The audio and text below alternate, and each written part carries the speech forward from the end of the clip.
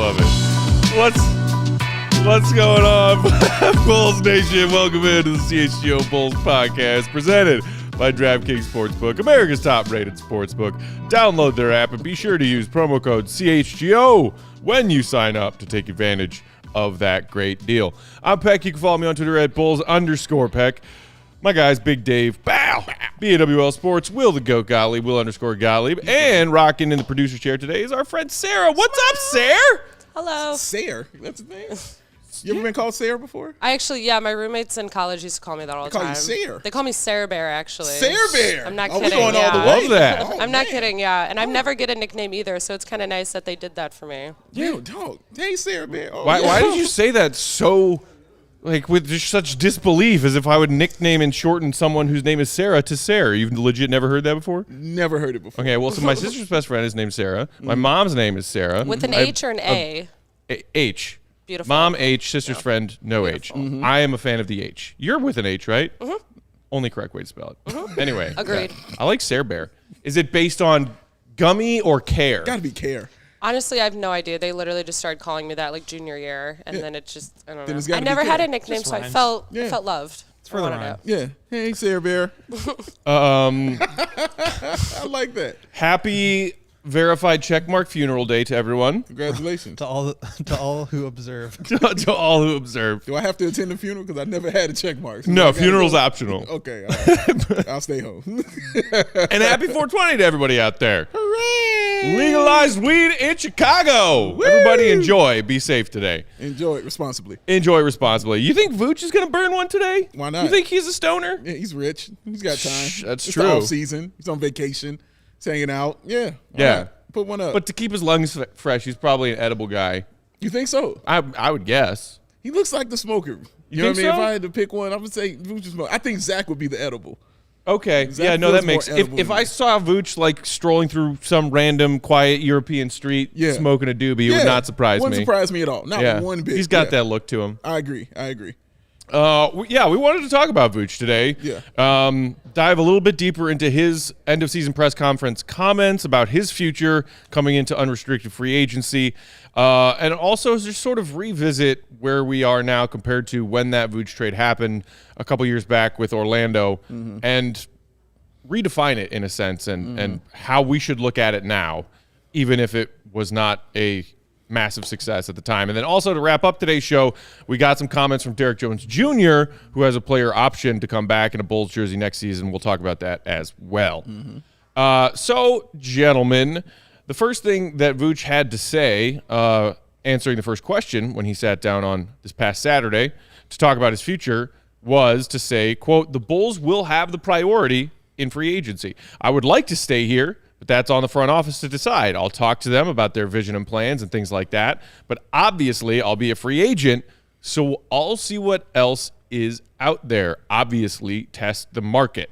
I think that last bit there is the most important part. We touched on this a little bit earlier this week when we talked about Vooch, but the market.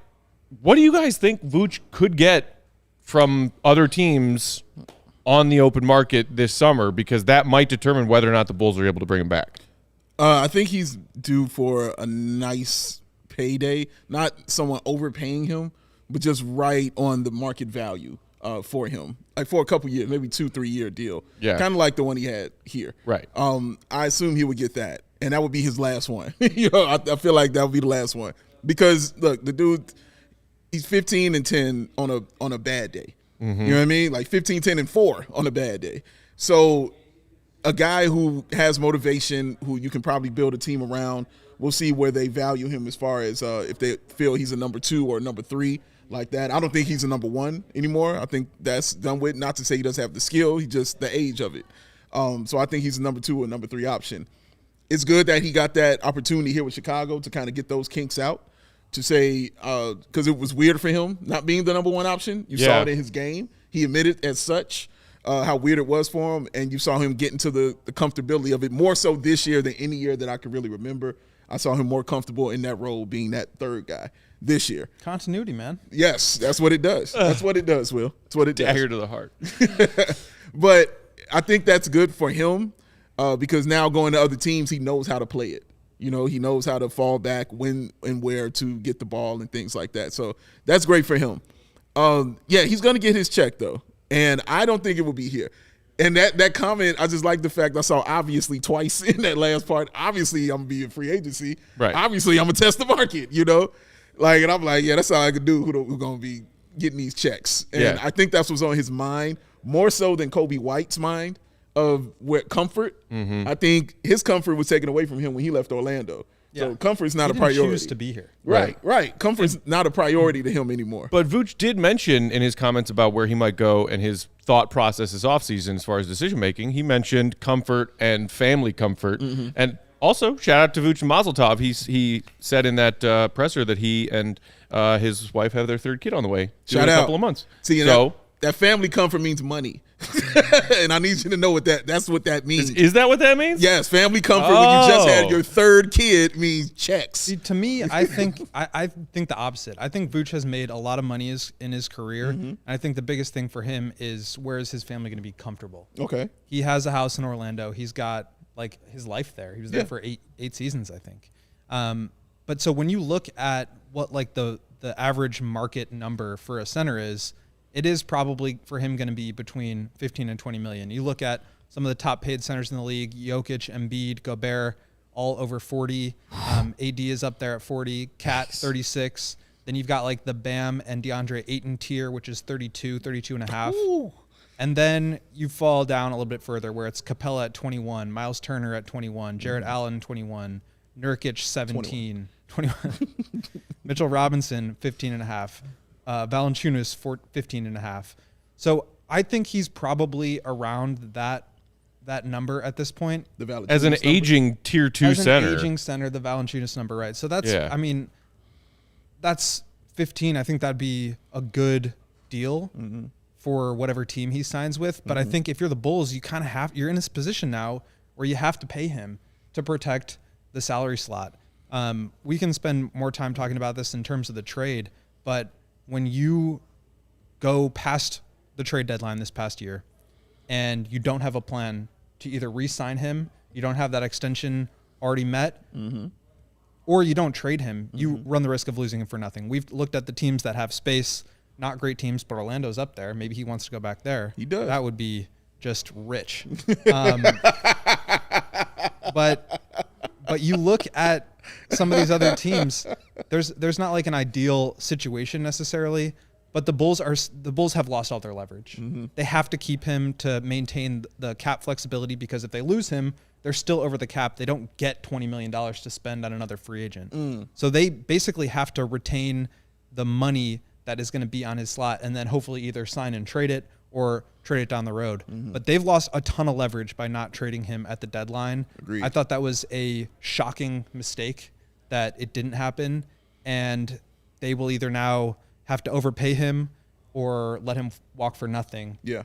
Unless for some reason he decides that he wants to go to a team that's already over the cap and the Bulls can try to pry something back. Yeah. But it's not a great situation to be in if you're the Bulls right now. Or unless they had a deal they talked through and said we'll deal with after. Well, here's the season or thing something is like Arturis has said that they did not talk about extensions throughout the whole year. Then that's out. And he is eligible to sign an extension until June 30th of this year. He could have signed that at any time. Yeah. That's why, I don't know if you guys remember, but at the trade deadline, they didn't move him. And I said, I would not be surprised if there's an extension done this week, because that would make sense. You know, the Bulls test the market, see if they can get anything for Vooch in a trade. If they can't, then you extend him and you retain that asset. The fact that they haven't done that yet, I don't know what that really means from like Arturis's plan perspective, but it does put them in a position where now Vooch has all the leverage. And I think from the Bulls organization standpoint, that is obviously not where you want to be. How likely is it that he does make the move back to Orlando in your eyes? Oh, I have no idea. I mean, Well, they don't need him. They have Wendell, the all-star. I do think Orlando is probably they played really well down the stretch, and they're in a position where they probably want to start competing. Yeah. They have a bunch of really talented young guys. They're going to have 2 lottery picks. I would not be surprised if that's where he wanted to go, because he's got a home there. He's comfortable there. And they have cap space. So if he did decide to go there, the pay Bulls him. would get nothing. Yeah. So it's tough. But I think also if you're the Bulls, then you're looking at, well, what do we need to do to keep this in order to stay above the tax, maintain him as a trade asset? You're looking at probably closer to 20 million than the 15 million. Okay. And do you want to be in the Vooch business so bad that you're willing to pay that money? I think that's a huge question. Jelly in the comments, what up, saying the Bulls can't make the good for the team argument with him again.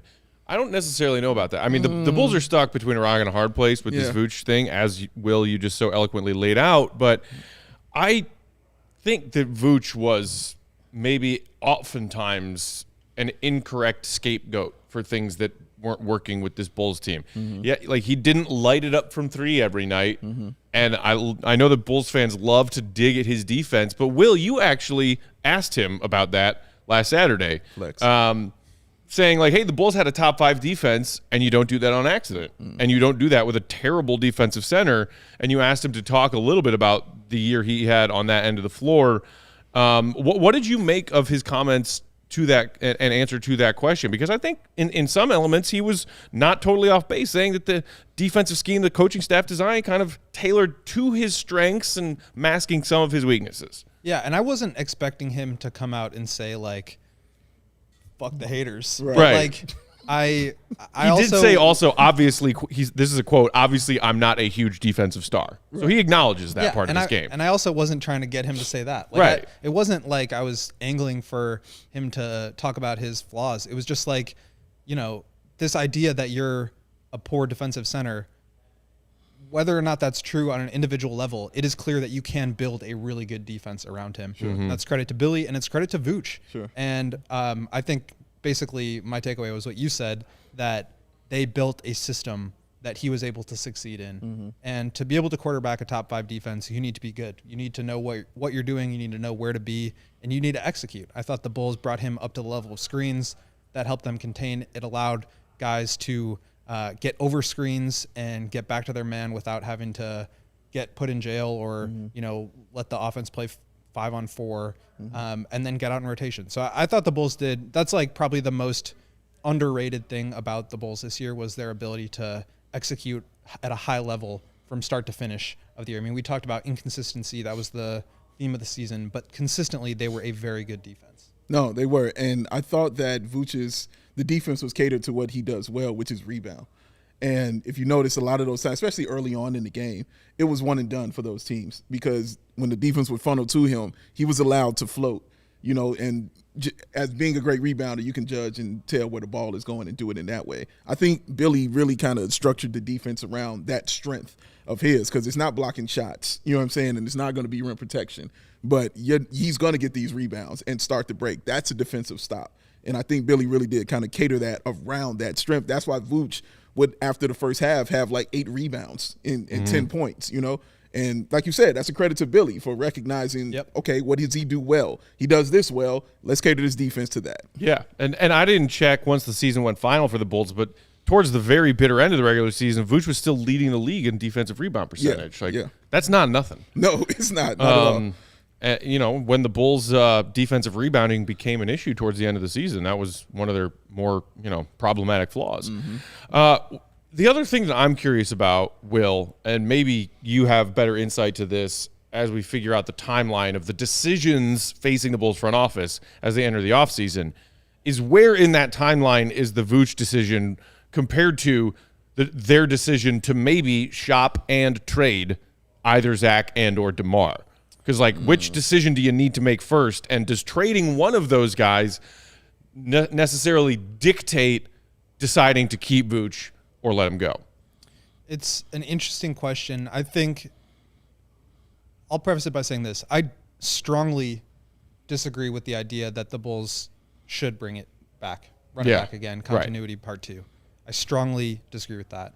But if they are going to do that, and that's the plan, and it seems like it is, then Vooch has to be your number one priority, right? You need to be able to maintain or retain him and bring him back to this roster because at that point, you've got your big 3 back together, and that's what the plan is. Right. So I think from that standpoint, he needs to be up there. But I think from a more holistic approach and thinking about this bigger picture, you have to be willing to come up with ideas for what happens if he decides that he doesn't want to come back. Correct. So obviously you want him to come back if that's what you're doing with which again, I disagree with.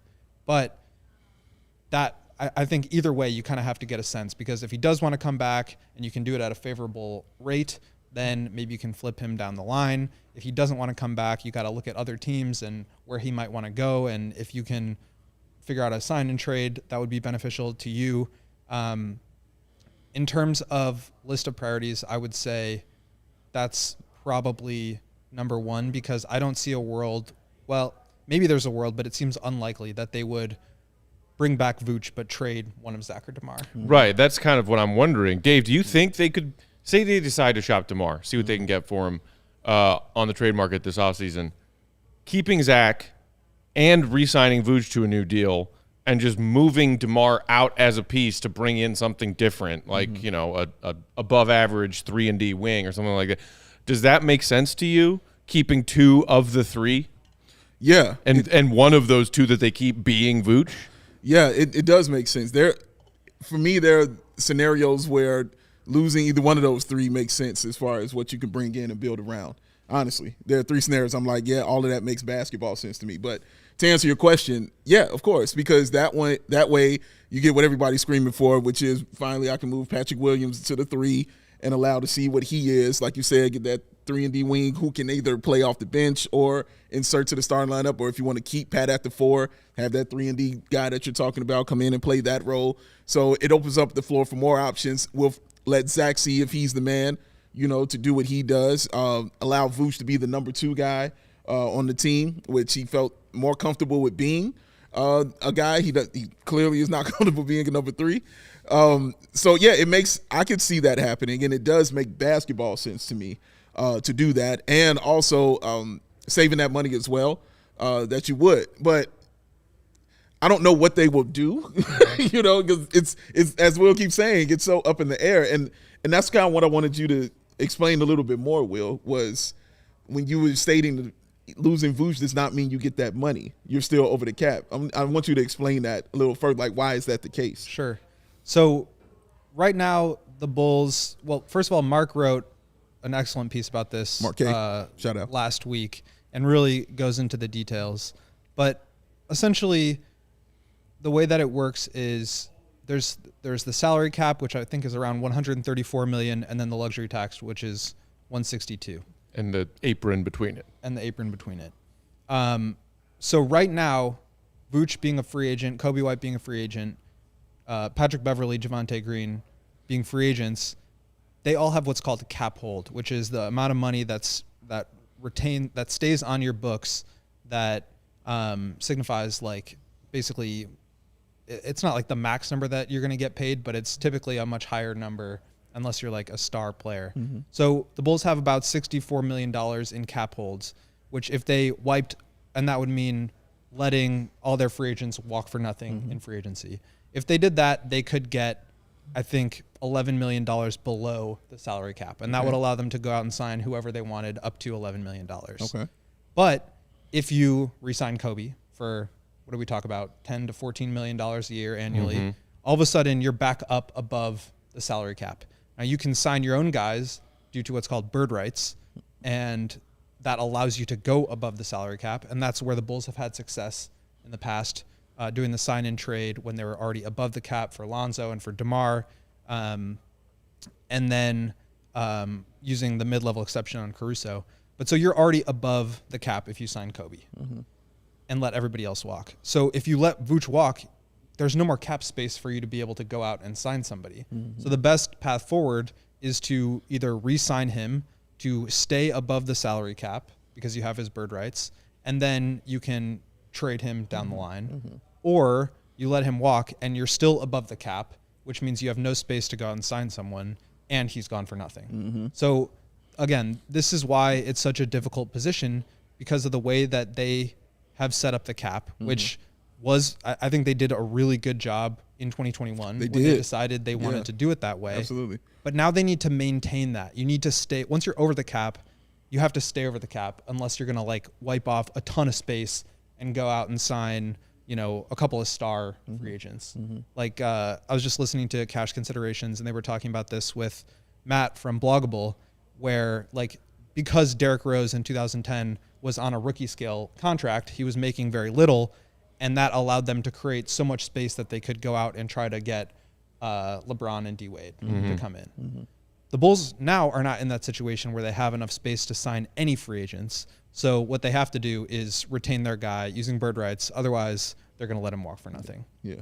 Thank you. All right, let's take our first break there. We'll come back, keep talking about the Vooch situation. And I know, Will, you wanted to add some more thoughts of how to define the Vooch trade now compared to when it went down a few years ago, and how we grade that. While we're doing that, do us a favor if you're watching along on YouTube, hit that thumbs up button beneath the video. It helps us out a lot. And of course, also make sure you're subscribed to the CHGO Sports YouTube channel. Subscribe. Today's episode of CHGO Bulls brought to you in part by our friends at Pins and Aces. Golf season is quickly approaching. Beautiful day right now. Pins and Aces is the official golf apparel partner of ALLCITY and CHGO. We love our Pins and Aces gear. Get tons of compliments on and off the course. I just got my newest arrival of a Pins and Aces shirt in the mail the other day. Yeah. Those things are soft and breathable as all hell. Yeah, I got my hoodie. I'm so excited to wear it all summer long. They're a family-owned golf and apparel business, and they make amazing polos. They also make hats. Our guy Kevin Kadick, head of content at CHGO, who's just doing the CHGO pod, was rocking one of those today. Sure was. They look fresh as hell. Golf bags, they make those too. And our favorite thing ever. What's that? The super inventive, super necessary Pins and Aces beer sleeve. An innovative product that allows you to store 7 beers. Sixer, roadie, put them together. That makes 7 beers. Right inside your golf bag because it's long and narrow like a golf club. But instead it keeps beers cold. Who comes up with these things? Brilliant. Awesome humans. Yeah. Keeps your beer right. cold the entire round. Check out pinsandaces.com. And if you use promo code CHGO at sign up, you're getting 15% off your first order and free shipping. One more time, that's Pins and Aces, spelled out, pinsandaces.com. Promo code CHGO at checkout for 15% off your order and free shipping. Get yourself a beer sleeve. Summer's coming. AK, no liquid death, AK. We out. Drank it all. I ran through it, but I definitely got some water sitting right there ready for me. But I have a bigger question. Sarah, what time is it? Oh, I was seeing it, she knew. I haven't done this show in maybe 6 months. Trust me, I understand. I put everybody on the spot. Don't It's been worry. 6 months. I put everybody on the spot with it. Don't you concern yourself. I did the same thing to Kyle. Sarah also might be too young to know the what time is it, game time who. Well, fair, but she heard them do it the last show, right? I'm always in my. You're in your own world? Yeah, well, I'm like She's in doing her own crap world. all over this. I don't know. Well, let Matt tell you then. Matt, what time is it? Game time who? That's what it is.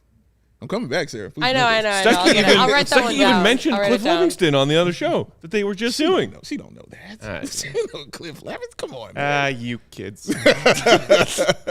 Buying tickets, y'all. Game time. It shouldn't be stressful, and game time eases that stress, making that fast and easy way to buy tickets to all the sports, music, comedy, and theater events that you want to go to near you. Killer deals on the last minute tickets and their best price guarantees. You can stop stressing and worrying and tripping over tickets and start getting hyped and turned up and ready to go for all the fun that your wonderful self is going to have. Sarah, didn't you just buy some? You said you bought some Cubs tickets on the game time, man? Yeah, I did. I literally got 2 of them. Each one was like $12 each. That's a steal. That's a $12 holiday, man. No, $12 to go to ticket- Wrigley? You could go to a game today for $4. $4. Yes, and tomorrow it's less than $10. And it shows you the picture of like where your seat is and everything. And That's cheaper than a beer at Wrigley. Look at his It face. is. No, it's insane. They're essentially paying you to go. Yes, they're giving you money to go and have fun and kick it and just get the beer bat and then have a great time. Dude, our guy Cody from CHGO Cubs is drinking so many beer bats. I saw and I'm starting to be Because the concerned. Cubs are they're stacking Yeah, W's. they are stacking Cubs are Ws. stacking W's. Cody's stacking beer bats. I don't think he thought that through. I don't think he did either. But he's got to keep going. You know what? I got to He's give him gotta some keep credit, going. though. His chug time has vastly improved over the course of just the first few weeks of the season. Well, yeah, you keep The doing first it time so I many watched times, Cody yeah. try to chug a beer, I laughed my ass off. I've never seen someone fail so badly at chugging a beer. Imagine where he'll be in like a month. Practice Yeah. makes perfect, Sarah. He watched a couple YouTube videos. He's gonna. DIY chugging man. beer out of a plastic bat. I guarantee it's a video for it. Oh, for sure. Download that Game Time app, y'all. Create an account. Use the code CHGO. Get yourself $20 off of your first purchase. You hear that? $20 off of your first purchase. Oh, it's amazing. CHGO is the code. $20 off is what you get. Download the Game Time app. Last minute price like that. Lowest price. Guaranteed. Sarah, what time is it? See, I need to write it down. Oh my God. This isn't a good day for me either. This is a horrible day for me. My allergies have been like horrible these last few days. Yeah, he can't help you on this. Always the allergies. He helped you on the first one. He can't help you on that. The tree pollen's high today. The tree pollen is high. Goat, what time is it? It's game time. Who? You don't even really need the it's. It's 2 words, Sarah. It's actually 1.5 words. Game time hoops. It's 1 word Game time and a hoops. sound. Game time hoops. Game time hoop. Not even hoops, just hoops. And also, in my defense, too, I didn't buy the non-drowsy allergy medicine, so I've been taking just this allergy medicine like all week, and it's, I don't know. So if your head hits the table, you should. No, I'll be okay. I took sure? it. I took it We last better go ahead and night. finish. Yeah, let's wrap this Better go ahead and up. finish this episode before Sarah falls Seriously, asleep. man. Let's get on. Also, to answer our previous inquiry, there are hundreds of videos on YouTube teaching people how to chug beer, but I have not seen one yet about how to specifically chug beer out of the new beer bats that they are vending at Cody could be the ballparks. first. Maybe he should be the first. Yes, Cody could be the first person to do that. Cody, what are you doing, man? Get on this. Yo, Well, Stucky, get Cody on this. Cody needs to learn how to do it well before he makes a video teaching other people how to do it. Well, ooh, good point. Wow, dang.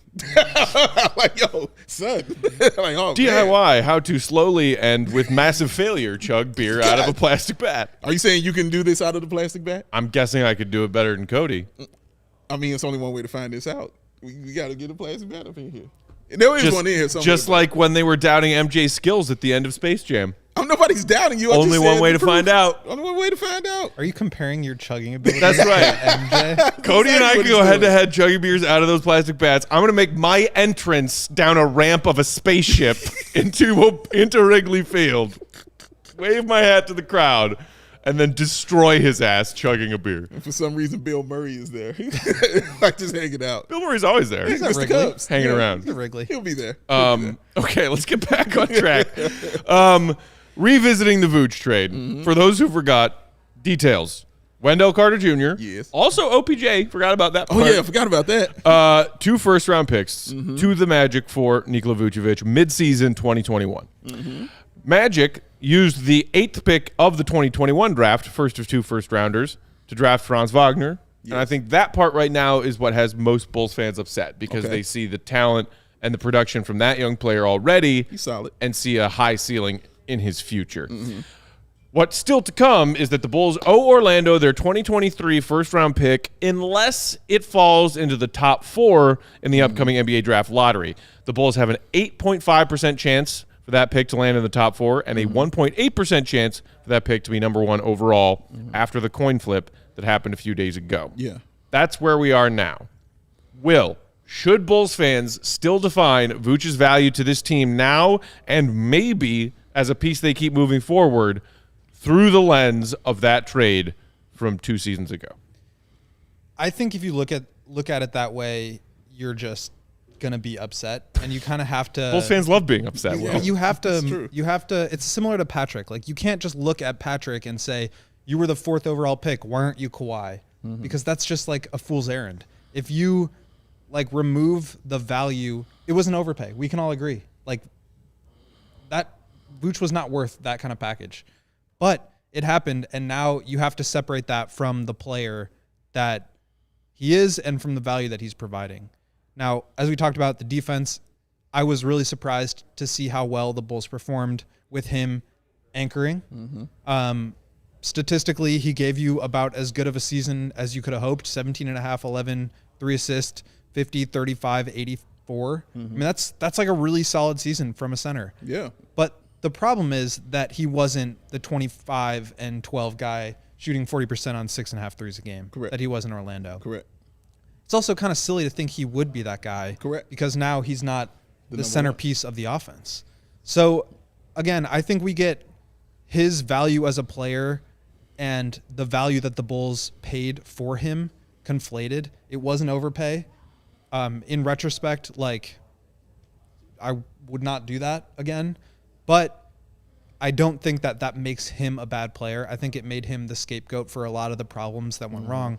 But again, you look at 82 games played, you look at the value or the production that he was putting up. He's not a perfect player, but he is very good. And for guys as versatile as he is, I think you do have to pay that kind of premium. I think the real problem is what they paid and the fact that they bought high on an asset that they shouldn't have bought high on. Eco being in the comments said worst trade in Bulls history. Wow, you have a short memory. Very short.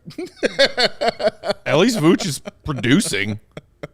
Very short. Wow. Yeah. Wow. I don't know if that was sarcasm or if you're being serious. If you're being serious, dude, do your history homework. Holy shit. Dude, not even close. I don't look at it that way. I don't think it's unfair for fans to look at it that way. I really don't. I think it's natural human thing to do that, to say, back at like what you gave up to get what you have. That's a natural thing to do. I think what makes it so worth for me is probably the second draft pick, not the one they sent with Wendell and Otto Porter Jr. and a pick. That sounds cool, but to give a second one for it, I think that's a little different. I 100% agree with that.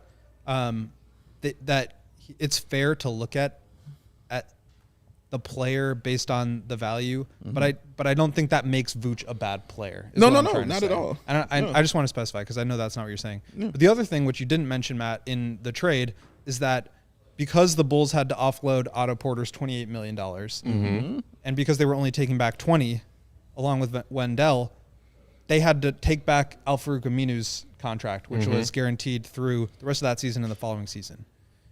They then had to attach that to Thaddeus Young to trade to the Spurs for DeMar DeRozan. Right. And in order to basically, in order for them to justify taking in that additional $10 million in dead salary for the Spurs, the Bulls had to attach the 2025 send them that pick. 2025 pick. And so I'm kind of writing this now, but it's just been this cascade of losing deals on the fringes, overpaying when you didn't need to. And that's why the Bulls are in the position they are, with in between a rock and a hard place, with no money to spend and no draft picks to trade. It's a really bad situation. I think if you just look at it through the Vooch trade, yes, it was an overpay, but you got a valuable player. But it's everything that's happened after that where you've, like I said, lost on the fringes, where you've added additional assets that you didn't need to, when you've overpaid to beat a market that didn't exist for DeMar. Like, that's how you end up in trouble. Yeah, and everything was done under the guise of winning, because all this looks bad, especially when you don't win, because that's what they were banking on clearly was, dude, we're going to move up. And they were right for half a year. You know, they were right to bet on it that way. But I'm sure they didn't foresee what would happen with Lonzo. I mean, who could have? Sure. And it set everything back and makes everything look worse now because of that, because you gambled so hard on that. But that's what, that's what gambles are.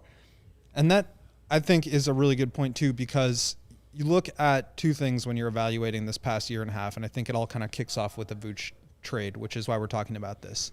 But you look at the process and you look at the results.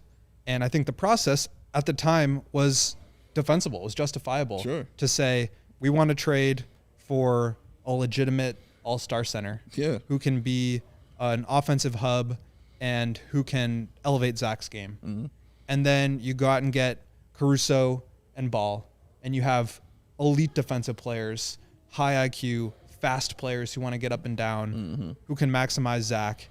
And then DeMar kind of falls into your lap. Obviously, I think I think in 2025, when that pick doesn't go, when it goes to the Spurs, people will realize that was pretty unnecessary. I don't think the general zeitgeist is there yet, but they overpaid for DeMar too, and he's been great. I mean, it was totally worth it. Yeah. But the fact that they haven't really paid the piper for that yet, I think could be a problem.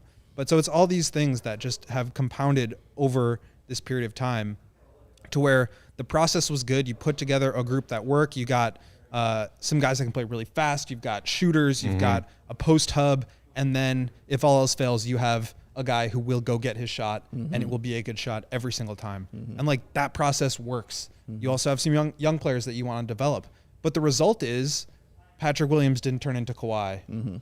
Shame on him.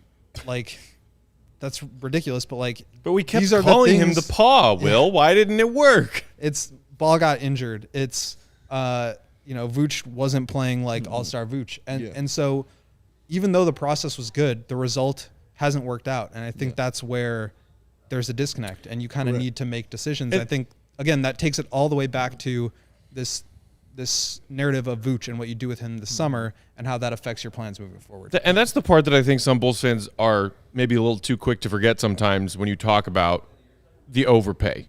Vooch being an overpay.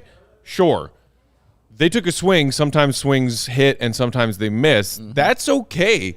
I would rather have a front office that takes risks to try to improve than the old front office who sat with their thumbs up their asses and did nothing year after year and claimed to be doing their jobs. I would rather be angry with aggressive decisions that don't pan out than no decisions made. Yeah. But when it comes to the sunk cost of an overpay, which brilliant front offices in the NBA are like stealing top tier talent away from other teams in the league at underpays or even 1-for-1 fair pay? If you want to trade for top tier talent in the NBA, you're going to overpay. It's just a question of in what way. Right. Is it by giving up your talent? Is it by giving up your draft picks? Is it contract? In some way, it's going to be an overpay. Yeah. When you look at trades of top tier players that have happened post Vooch, holy crap. 2 picks in Wendell sounds like a lot, and it is a lot in some sense. It's a drop in the bucket compared to some of these trades that have happened across the league since then. Rudy Gobert. Go ahead. Yeah, I mean, it's like even if you look at it in relation to the trade that the Bulls made when they moved Butler to Minnesota, like one pick was more than that. One top 4 protected pick was more than anything the Bulls got back for Jimmy, and so that sort of continues to inflate over time. And it's why I think the Bulls probably need to move both Zach and DeMar and just reset this thing, because they could get a ton back for them and really kickstart a rebuild.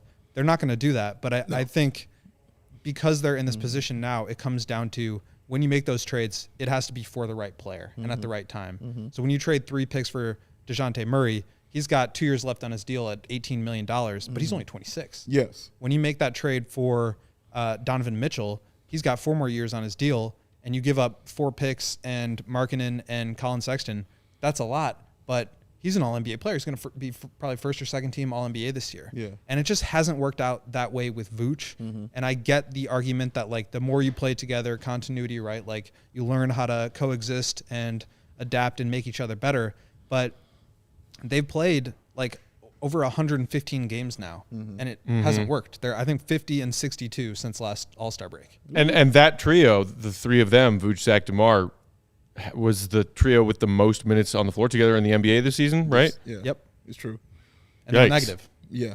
Not good, man. Not good at all. So do either of you guys think that what happens with Vooch this upcoming offseason will make you feel better, worse, or the same about that trade now? Like, if the Bulls say pay Vooch and maybe pay him a little bit more than you would think his fair market value is to stay, to try and win with him still being a key piece, or if they say it's time to move on and essentially lose Vooch for nothing, as you were describing earlier, Will, because of the cap situation they're in, does one of those outcomes make you feel worse about the trade to then be done having feelings about the trade? Or will you feel the same either way? I think I'll feel the same. I feel like you, man. Like, I don't mind being aggressive and going for it. I remember when he made the trade, the celebration I had. You know what I'm saying? I was happy as hell. You know what I'm saying, when they made this trade, only because they were trying to win, and I hadn't seen that for a while from this organization. Seen trying to win. Exactly. I hadn't seen them actually say, "Hey, we want to try to win." You know where we were at. Oh, I do. You were there. Oh, I do. And so I was excited about it. I will always err on the side of winning, always, and I have no problem with that. So if it didn't work out, it didn't work out. That's fine. I'll be okay. And I like what Vooch did here. And again, I completely feel like you about Vooch. Like, dude was good or is good. Like, and I enjoyed his time here. You know what I'm saying? How he played for this team. And I think he's taken a lot of flack unnecessarily because he's the easy target to get on. Like, more people should get on certain guys around him, you know what I'm saying, instead of just getting on him for what he did. But overall, man, no, I wouldn't feel any kind of different, Matt. I would be quite fine. Yes, I would do it again. I would probably not want to give up that second one, but as Will explained so eloquently why it had to be that way. But I would still do it because I was ready with Wendell to be gone. Like, it's okay. He wasn't going to do it here. I'm completely fine if he goes off and becomes 25 and 10. Right. I'm cool with all that. I will live with that because it wasn't going to happen here. I'm completely comfortable with that. And people thinking that it was going to happen here where the dude didn't even know he could see, you know what I'm saying? The dude, like, no, it just wasn't going to happen here at all. So I'm completely fine with it. I appreciate Vooch and what he did. I saw him win a lot of games for us. Even when in his first year here, I saw him do that. I saw how he changed how players play. He made guys better. He made Kobe better. Right. Made Kobe a better guard. He really did. So somebody in the comments earlier mentioned me. Vooch's basketball IQ, dude, and it being one of the higher ones skilled. On this roster. It's skilled, dude. That being a difference maker. There's a reason they call him like a poor man's Jokic. You know, there's a reason they call you that. That's a good basketball player right there. So even a guy on a decline like that. So no, bottom line, no, I won't feel bad, sad, or mad about it in any kind of way, shape, or form. For me, it's sort of a difficult question because I feel so strongly that like the Bulls need to start over. Because if you let him go for nothing, it just reinforces the sunk cost fallacy, right? And that, I think to a certain extent, that's fine. It makes the trade look worse, and I agree. If it's just the one pick and Wendell, I think that makes a lot more sense and is a lot more fair for the Bulls. The fact that there's that second pick and that, you know, it only ended up 11, but that could be a really good player. This draft is loaded. And I think that makes it look a lot worse. But again, to me, it's less about the way that he has performed or what you could re-sign him to, because ultimately the Vooch Bulls relationship is going to end at some point. Yeah, sure. And same with DeMar. Like, these guys are just not going to play forever. And so it's more about what do you leverage them into. And I think the disappointing part is that they haven't leveraged them into winning because they've missed the playoffs 2 out of those 3 years. And they are likely not going to be able to leverage Vooch into further assets down the line because he could walk for nothing. So I think that's where it gets frustrating. But to me, I would, because I feel so strongly that they should start over anyway, it doesn't really matter. Like, if they can get something for him, great. Yeah. I would not want to, again, this is not like about Vooch as a player. It's more just like about the direction I think the team should go. Right. I got you. So if they re-sign him, fine, but like they should do that with trading him later in mind. Fair enough. All right, let's take one more quick break. When we come back, we'll touch on the little tidbit of Derrick Jones Jr. news that we got earlier this week. Hit that thumbs up button while we're sharing some ads with y'all if you haven't already. Today's CHGO Bulls brought to you by our friends at DraftKings. DraftKings Sportsbook, an official sports betting partner of the NBA, and the playoffs are back. Booming. Get in on the excitement of every NBA playoff game with a touch of a button. New customers can make a $5 pregame moneyline bet and score $150 in bonus bets if their team wins. Plus, you know about those incredibly fun, incredibly fruitful no sweat same game parlays. We got 3 NBA playoff games tonight. We got Sixers Nets, Kings Warriors, Suns Clippers, all game 3s in a row tonight. Make some same game parlays on those games and up to $10 on those same game parlays. If they don't hit, you're going to get a bonus bet back. So why not give it a shot? Download the app now. Sign up with that promo code CHGO to take advantage of that $5 money bet offer. Gambling problem? Call 1-800-GAMBLER. In Massachusetts, call 800-327-5050 or visit gamblinghelplinema.org. In New York, call 877-HOPE-8 HOPENY or text HOPENY in Kansas. Call 800-522-4700 on behalf of Boot Hill Casino and Resort. 21 and over in most eligible states, but age varies by jurisdiction. Eligibility restrictions apply. See DraftKings.com/sportsbook for details and state-specific reasonable gambling resources. Ooh. Sarah, I got a question for you. And it's simple yes or no. Simple yes or no. Is it game time again? No, it's not game time again. Simple yes or no. Did they ever understand? No. No! They never understood! They never understood, damn it! Yes! Oh! They never got it. Shady Ray said, why? Why are these glasses so damn expensive? We don't get it. You don't have to pay all that money to look so cool, y'all. You don't have to do it. Shady Rays ain't get it. So they said we're going to do it ourselves. The independent sunglasses company offers that world-class product that's just as good as any expensive pair that you're going to put on your beautiful face. Durable frames, extremely clear optics for your outdoor and indoor adventures. Check them out. What? Right there on his face. And that's not all, because Shady Rays offers that thing that I like to call the Matte Pack Lost and Broken Replacements plan. There. Boom, that's where the hat goes. I almost hit Kev on that one. You did. That was almost really to his office. Really excellent throw, sir. Thank you, sir. Glasses might have been on that hat. They might have been there. They might have been right there. They would have never broke, though. Oh, but if they did, though, because of the strength of one Matthew Peck, then, Summer Peck's got the guns. You know what I'm saying? I don't work out, folks. He does not. But the rage does not need to work out. So when that hat goes, things might get broken. And if those glasses break, they will send you a brand new pair. Because why? Because they are Shady Rays. And also, if you don't love your Shady Rays, you can exchange them for a new pair or return them within 30 days for free. No risk when you shop. And their team always has your back. So, exclusive deal for the listeners out there. Shady Rays is giving away their best deal of the season. Go to ShadyRays.com. Use the promo code CHGO. Get yourself 50% off of 2+ pairs of polarized shades. Oh, try for yourself them shades that are rated 5 stars.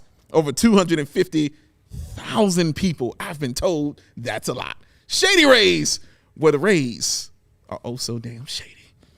Oh, so shady. All right, y'all. Another player in the Bulls offseason that maybe is getting a lot of attention, Derrick Jones Jr. Yes. Who I think we could all generally agree when he got minutes this season offered the Bulls some solid things, especially on the defensive end, making hustle plays, etc. Would occasionally knock down a corner three or two.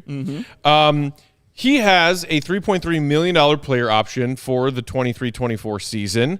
He has until June 24th to pick up or decline said option because that was one of the low-key things the Bulls front office did last offseason was sign him to that 2-year deal, player option in year 2.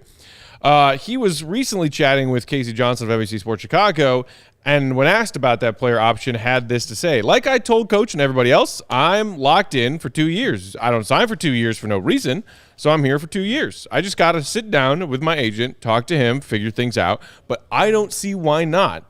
I got no other plans yet. I guess Derrick Jones Jr., also a fan of Goose Island. Yes. Drinking the no plans, Dave. Drinking no plans has no plans. I mean, well done. Simply put, do you guys want Derrick Jones Jr. back on this squad next season? I'll be okay.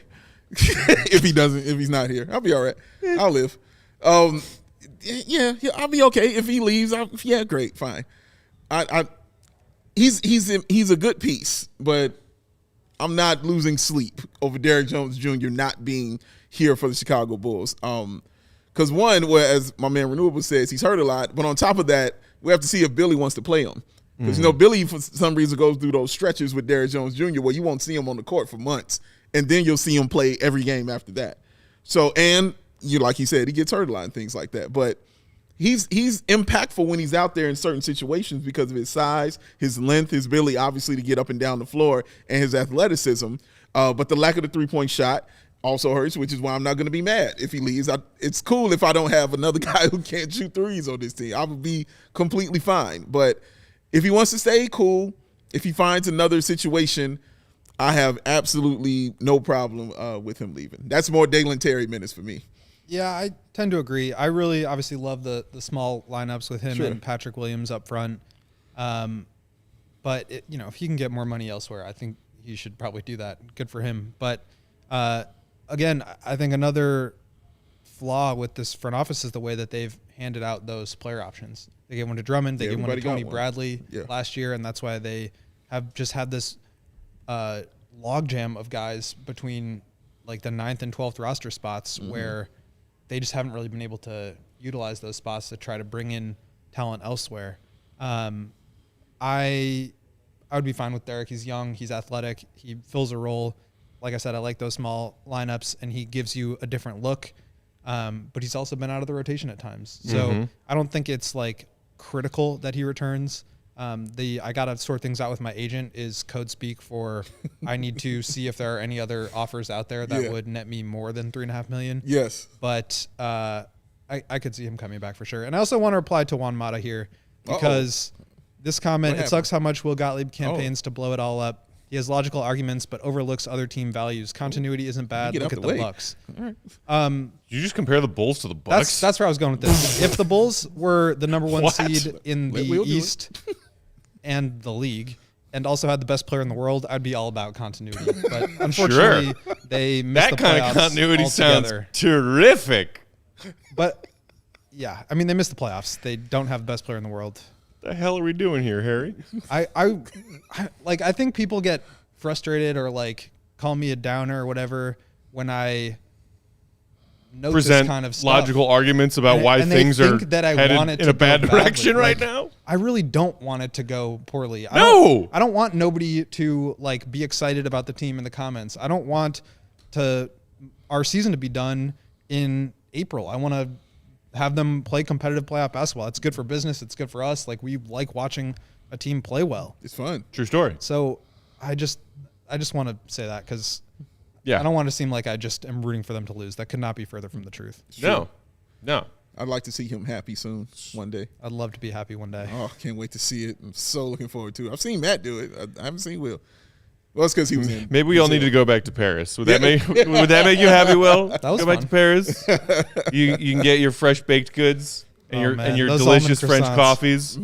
He did have a smile on his face every morning when he was. I have a smile on my face just thinking about Parisian coffee, having your Danishes, croissants.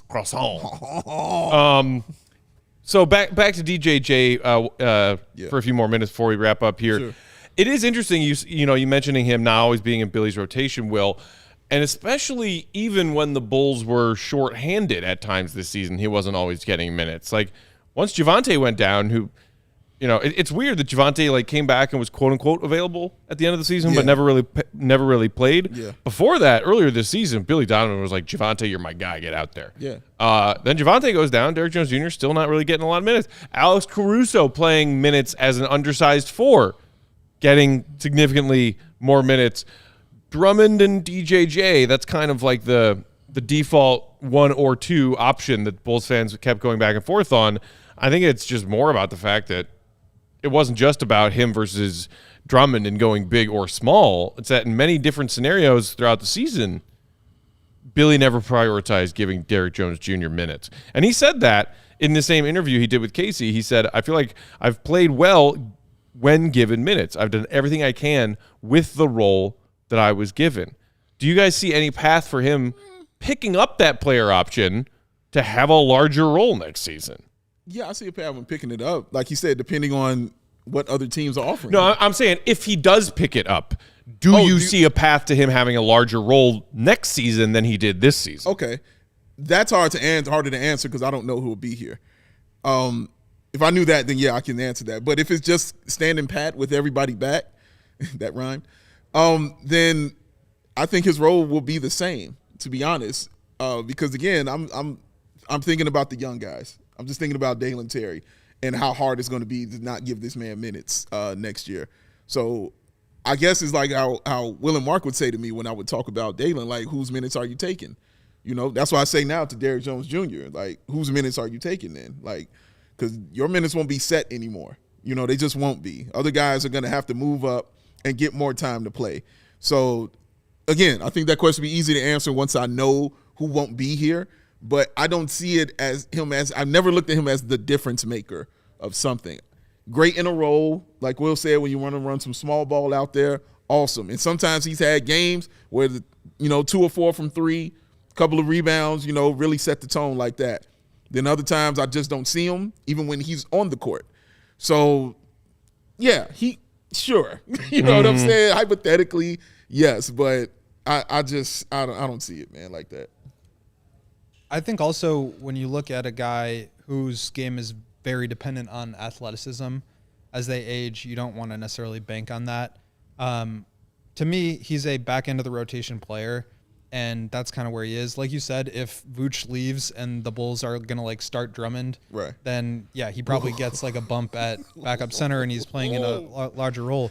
But if the Bulls want to be better next year, I think they need to find improvements, and maybe Derrick can step up a little bit more. I think he has, like I said, an interesting skill set, but I think if your goal is to be good, you got to find higher end talent, and I think that would more likely push him down the rotation. Yeah.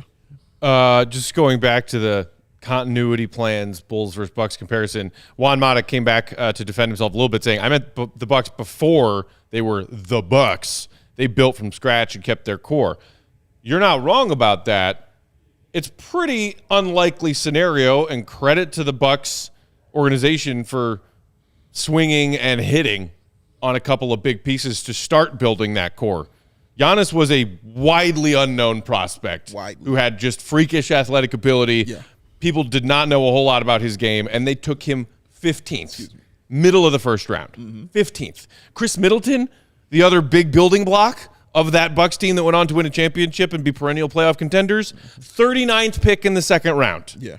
And then once they had that core of building blocks, they were aggressive going out and paying big to get veteran talent to add to it. They shelled out huge to add Drew Holiday to that squad. They are in the tax. Yeah. They also benefit from, because they're already a really good team, guys like Joe Ingles and Bobby Portis and Brooke Lopez come there for below what they could probably get elsewhere. And here's the final note on that, is that if the Bulls wanted to develop their core, that's fine, but they have no draft picks in order to supplement where they are right now. And that's, I think, the bigger issue for me, and why I think, moving on from one of, if not both of Zach or DeMar and seeing what you can get for Vooch, is that it replenishes your asset base. Because right now they don't have one in what is going to be a really strong draft class. And so if you're up against the luxury tax, which you're not going to dip into, which the Bucks have, if you don't have any draft picks that you can trade, and you aren't very good to begin with, it's hard to add talent, and it's hard to justify dipping into the tax if you're not very good, and it's hard to convince free agents to come for the minimum or for part of the mid-level exception when you're not very good. So the Bulls just aren't in a position right now where they can build that way. And I think ideally, you're right, they would build that way, and they kind of started to, but then they pushed their chips in, and it just hasn't worked out. And I think they need to be open and willing to looking at themselves in the mirror and understanding where this is headed and trying to get ahead of it. Anthony said in the comments, the Bucks also have an owner who spends money to help, as you just mentioned, very aggressively in that luxury tax, which is, that's the thing that frustrates me still and always and forever.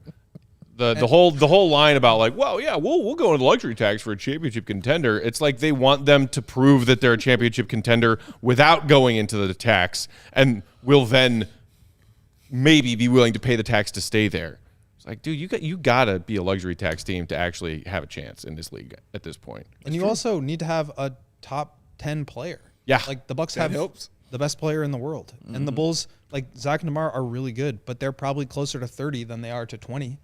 And even though they have two of those guys, it's really hard to build a winner that way, especially when you're not willing to spend into the tax. So, like I said, I wish that the Bulls could build that way, and they had the runway to be able to add talent like internally and naturally, but they can't. They don't have those picks. They don't have money. Well, the Bulls might be up shit creek, guys, but it's okay because the White Sox are doing great. Why you got to throw a White Sox dig in there, bro? It's not a White Sox dig. Not even necessary. You know who I am, and you know who I love digging the most. That was not a White Sox dig. That's it. We're out of time for today. Thank you all for tuning in. Hit that thumbs up button before you head out if you haven't already. Helps us out a lot. Of course, make sure you are also subscribed to the CHGO Sports YouTube channel. And don't forget, if you haven't gotten them yet, to get your tickets to our CHGO Bears draft party. Yeah. Week from tonight is night 1. Week from tomorrow is night 2 at Joe's on Weed Street. Good brews from Goose Island. Good food. Good company. Come hang out and watch the Bears and Ryan Poles dominate the first 2 nights of the NFL draft. It's going to be a lot of fun. Is that your phone you smashing? Yeah. Wow.